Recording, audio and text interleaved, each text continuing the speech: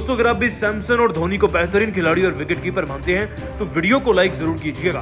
दोस्तों संजू सैमसन की धोनी जैसी प्रेजेंस ऑफ माइंड बीच मैदान में जब सबको दिखी तो उनके डीआरएस के आगे अंपायर को भी झुकना पड़ गया।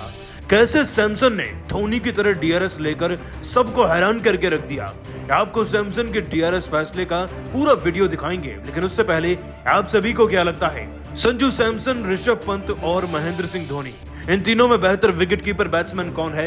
नीचे कमेंट करके हमें जरूर बताइएगा। दोस्तों भारत और साउथ अफ्रीका की टीम के बीच में सीरीज का पहला वनडे मुकाबला लखनऊ के मैदान में खेला गया।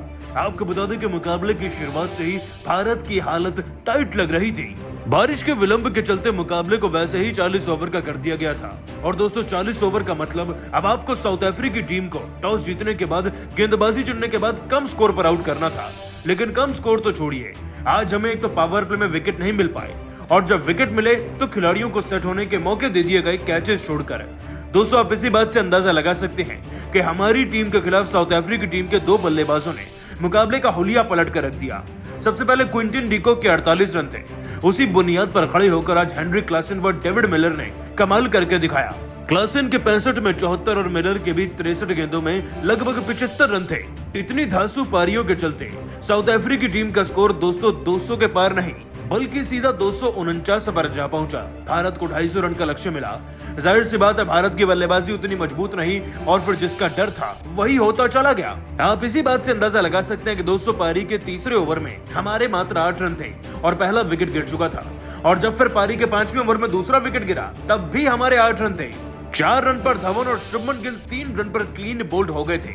ऐसे खिलाड़ियों के आउट होने के बाद प्रेशर तो बढ़ना ही था। इतना ही नहीं 219 रन पर गायकवाड़ और 20 रन पर ईशान किशन भी अपने विकेट से हाथ धो बैठे। लेकिन दोस्तों जैसे ही फिर सैमसन मैदान में आए तो पहली गेंद पर उनके एक फैसले ने पूरे मैच को पलट कर दिखा दिया। दोस्तों महाराज के ओवर में जब ईशान किशन आउट हुए थे तब सैमसन की मैदान में एंट्री हुई। अभी तक खाता तो नहीं खुला था लेकिन सैमसन को पहली ही गेंद जाकर लगी सीधा उनके पैड पर और भारी अपील के बाद मैदानी अंपायर ने भी उन्हें आउट करार दे दिया। सैमसन के साथ कोई नहीं था लेकिन सैमसन ने किसी की परवाह न करते हुए धोनी के अंदाज में एक क्षण में डीआरएस लेने का फैसला किया और दूसरे क्षण उसे ले भी लिया। दोस्तों सैमसन के डीआरएस फैसले तब सिद्ध हुआ जब गेंद उनके बल्ले पर लगती नजर आई और सैमसन के इसी सटीक डीआरएस फैसले को देखकर सबको धोनी की तो याद आई ही, साथ ही साथ सैमसन के फैसले से अय्यर और सैमसन के बीच में एक पार्टनरशिप भी बन गई। आगे चलकर दोस्तों अगले ही ओवर में सैमसन ने फिर शम्सी को एक छक्का और चौका भी लगा दिया। इतना ही नहीं दोस्तों श्रेयस अय्यर ने भी 3 गेंदों में बैक टू बैक 3 चौके जड़ दिए और दोनों खिलाड़ियों के बीच में मैच को जिताने की पार्टनरशिप बनने लगी। दोस्तों मानना पड़ेगा सैमसन के डीआरएस के सटीक फैसले ने वाकई में धोनी की याद भी दिलाई और मैच को भी पलटा। परंतु दोस्तों आप सभी को क्या लगता है सैमसन, धोनी, पंत और दिनेश कार्तिक में एक बेहतर विकेट कीपर बैट्समैन कौन है? नीचे कमेंट करके हमें जरूर बताइएगा और अभी सब्सक्राइब कीजिए हमारे YouTube चैनल को। धन्यवाद।